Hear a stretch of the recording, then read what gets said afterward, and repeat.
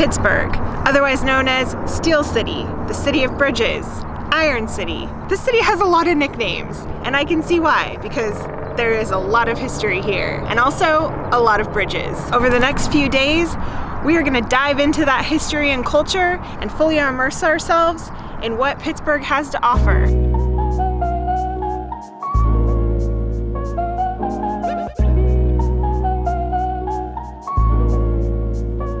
The one thing that immediately blew me away is that when we came into the city from the Fort Pitt Tunnel, you get out of the tunnel and you just, bam, you're in Pittsburgh. There's like a full view of the city and it's gorgeous.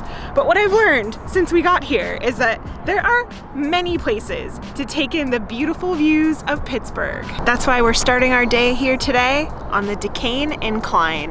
This old cable car first started operating here in 1877. And for $5 round trip, you can take it today 400 feet above the city and the three rivers and get this incredible view.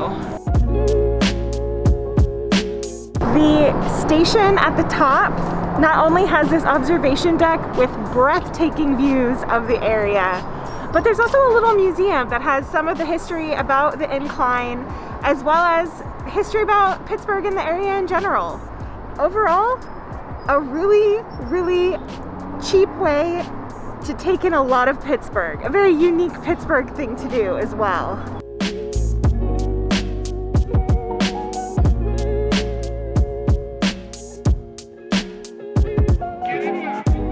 We got the car back down all to ourselves.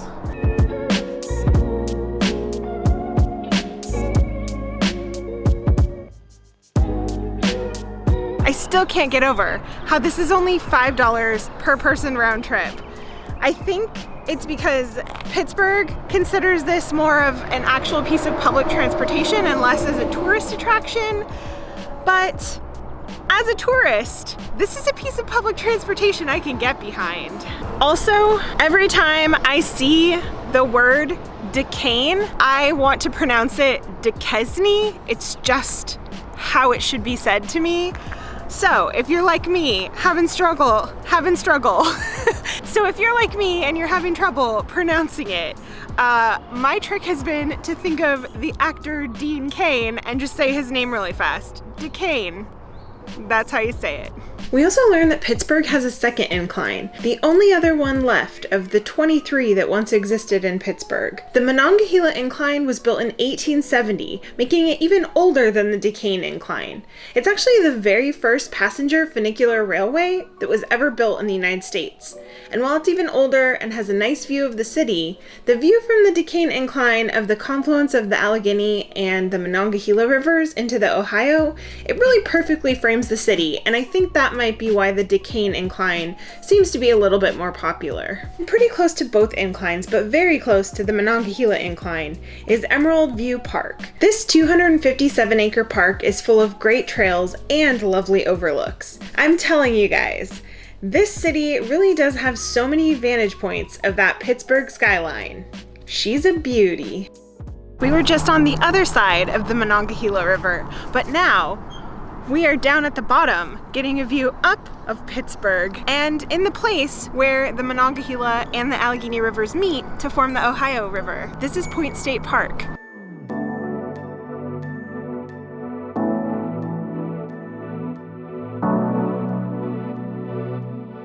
At the very tip of the park, the point, is a supposedly gorgeous fountain. Sadly, it is still spring. It looks like they do not have it running quite yet. Here's some stock footage of the fountain in action, and wow, it really is lovely, isn't it? This used to be the spot where two bridges were connected, and now it's a 36-acre park. Also before this became a park, this was the site of Fort Duquesne, a fort established by the French in 1754. There's a marker here in the middle of the park that shows where it used to be.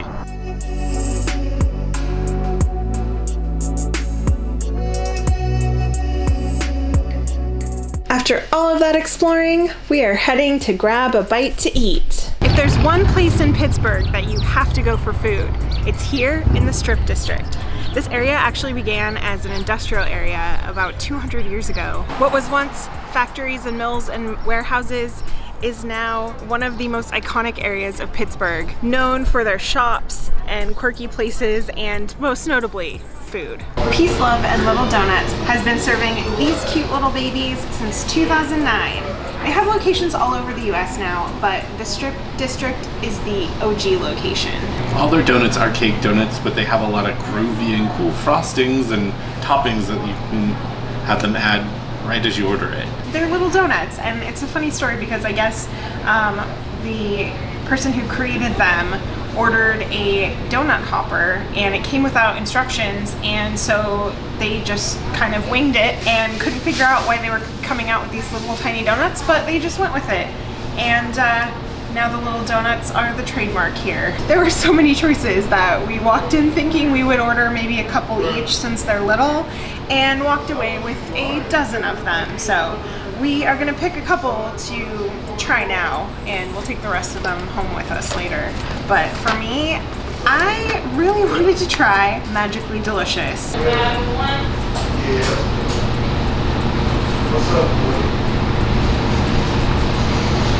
And is it magically delicious? It really is. It really is. Yeah, that's a pretty yummy donut. I like that they don't have any of the other cereal. It's just the charms. It's just the marshmallow goodness. Yeah, the donut itself is like really good. And the toppings, well, as we like to say, they're popping. This one's the Butterfinger. Looks like it's got Butterfinger crunched on it and peanut butter. It's pretty good. It's pretty good. We've been to a lot of donut places, and I'm always expecting to find a donut place that we go to that I'm like, I don't think this is to the hype. This is not the one. These are pretty darn good donuts. We still have quite a few left to take home, and so I think future us is gonna let you know which ones we liked the best. For me, my personal favorite was Magically Delicious. I was a really big fan of strawberry French toast.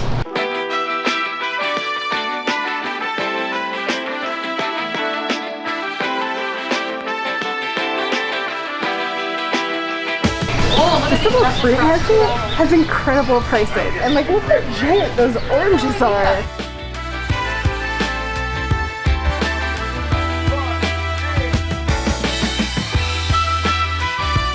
This Italian market behind me says it's the Italian's Italian store, and it just looks really neat, and it's apparently been around since the early 1900s, so let's go inside and take a look. This is really neat in here. It smells like fennel and like just delightful seasonings, and they have this whole bolt section and just pretty interesting place. I like it.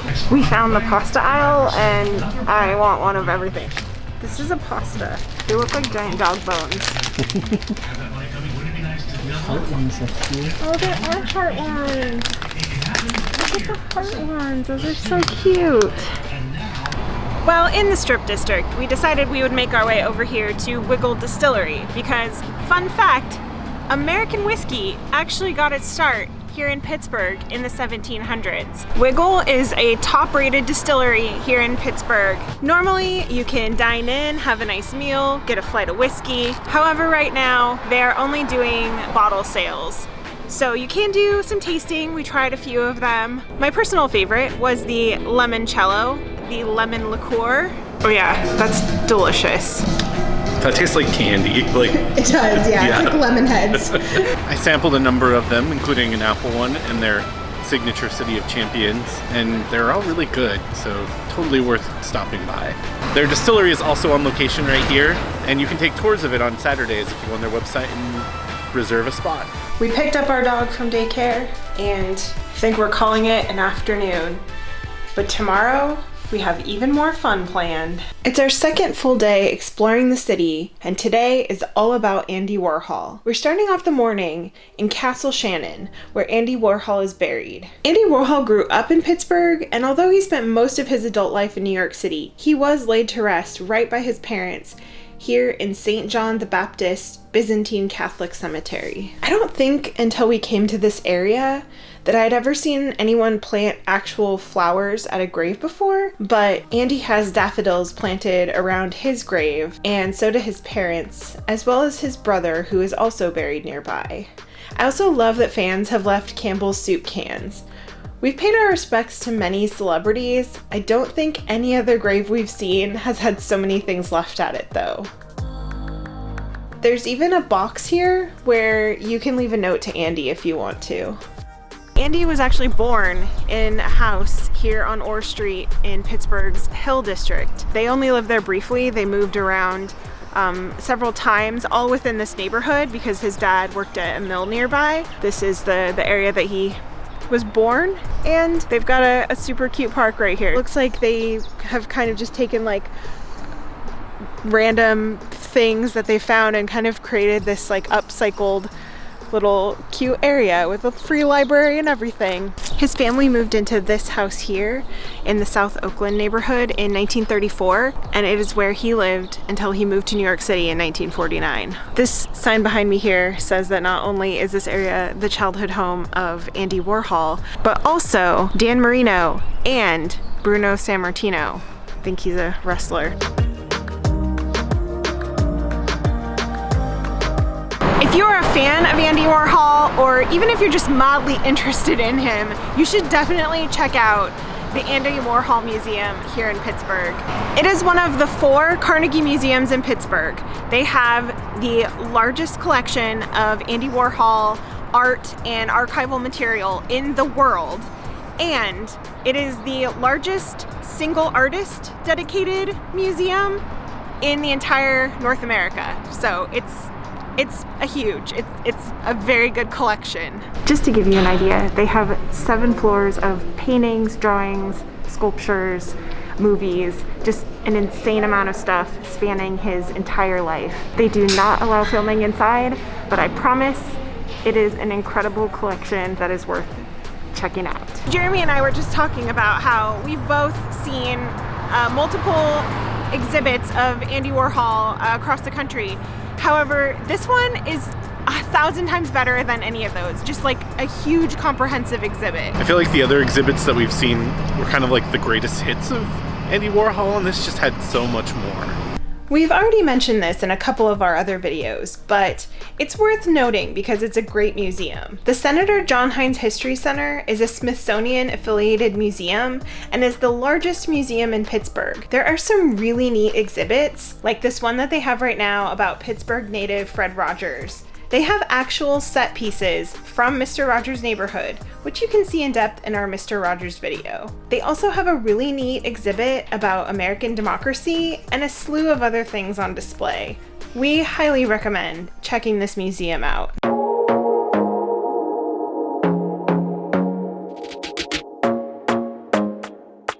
Today, we are starting our day on the top of Mount Washington, pretty close to where you can take the Decaying Incline up to the top. We got up this morning and the weather was 23 degrees, but feels like 14 is what my phone said. So we're gonna have an adventure today. Well, the view up here is beautiful.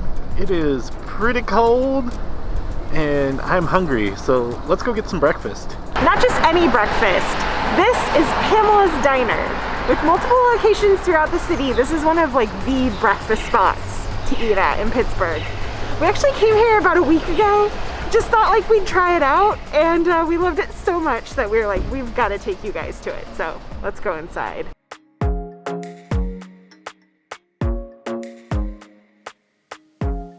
I got a short stack of Pamela's world famous crepe style hotcakes. Jeremy got the strawberry version that has whipped cream and brown sugar and strawberries wrapped inside of them. One of the things I like about mine is that they mix sour cream in with the fruit too, so it's kind of got a tart thing with the sweet. We also each got a side of their potatoes, which are just beautiful. They're like buttery and soft and oniony. They have a great flavor, but then they also have these like crispy bits that are really good. Excellent. And the hotcakes are some of the best pancakes I've probably ever had. And I'm saying that as someone who's not a big fan of pancakes. They're just so good. The ends are so crispy and ugh, yum. The first time we came I got blueberry, and this time I got the strawberry. I don't know if I like one better than the other. They're different, but both really good. Yeah, and last time I got the croissant French toast, which was also very, very good. Not as good as the pancakes. So like you gotta get the pancakes when you come here, but I don't think you can go wrong with like any option. That was so good. I am so full and I am ready to move on to the next thing we're doing, which luckily is indoors because it is still only about 28 degrees here this morning and brr. You know, I do most of the planning, so a lot of things that we do end up being a surprise for Jeremy, but I specifically intended for our next place to be a surprise. However, as soon as we pulled into the parking lot, Jeremy says, "Bicycle heaven." Do they have Pee-wee's bike? And yes, they do. That was the surprise, but we'll just pretend you're surprised anyway.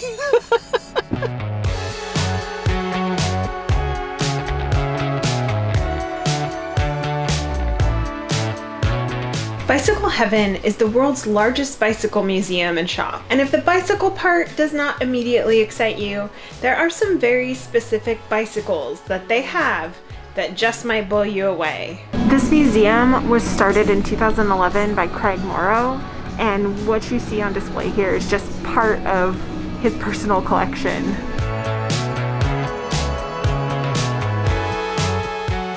A big-wheeled penny farthing bike.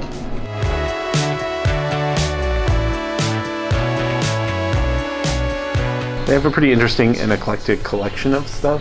Like there's a bunch of bikes here from a Russell Crowe movie called Fathers and Daughters. They also have Viola Davis's bike from Fences and this little Fawn's bike over here. There's just a lot of stuff going on. What does it say? Some dummy left this. Look inside, but be careful. Oh no, I'm scared. Oh.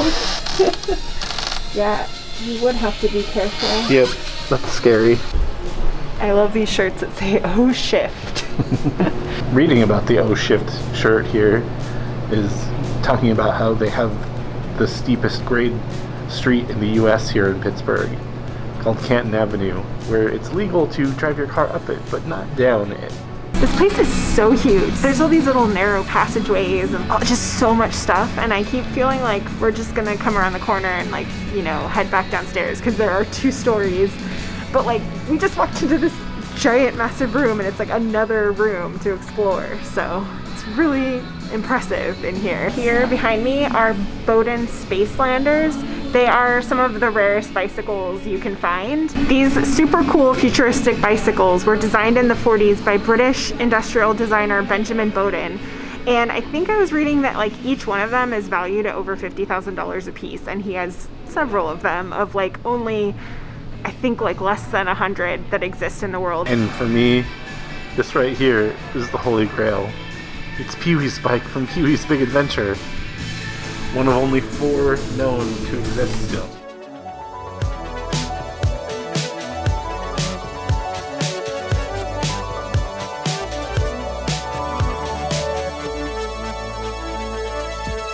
Pee-wee's bicycle has like so many little intricacies that I've always like wanted to see things up close and to be able to actually like get a really good look at like, you know, the little like lion in the front, and like Jeremy pointed out that the little bell is a Mickey bell, which never noticed that in the movie, so it's really cool to see this up close and personal, like just super amazing.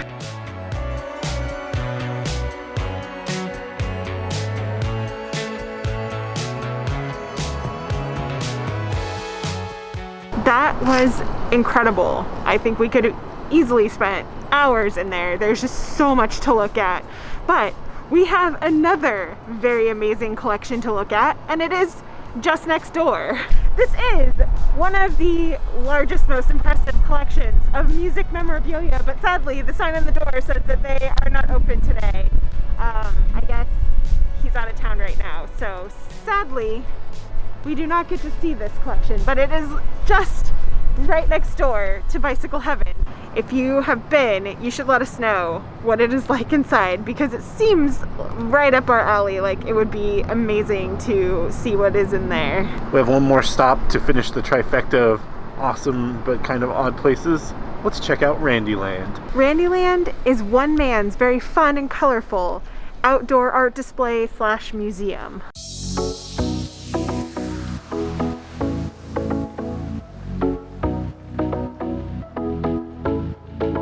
Yep, this is a pretty unique and interesting place. Just beautiful, fun, bright colors in a city that is very industrial and doesn't have a lot of color, so I like it. I love that even the sidewalk is painted. Just in the little time that we've been here, this seems to be a hip happening spot for your Instagrams and social media photos, so you know, I had to get my own.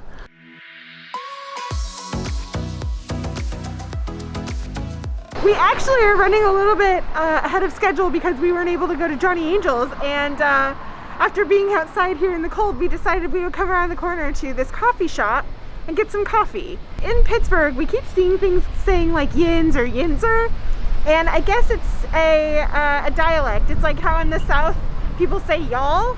Well, I guess yins is what they say here in Pittsburgh. So are yins ready to go inside and get some coffee? Yeah, it's a good latte. It was silly because we came inside to get some nice warm coffee and Jeremy got cold brew. So if you want, you can share my hand warmer. Wow, we just saw and ate and did so many things in Pittsburgh. But if you want to see even more of our trip, make sure you click on this video where we try some of the most iconic foods and restaurants in Pittsburgh.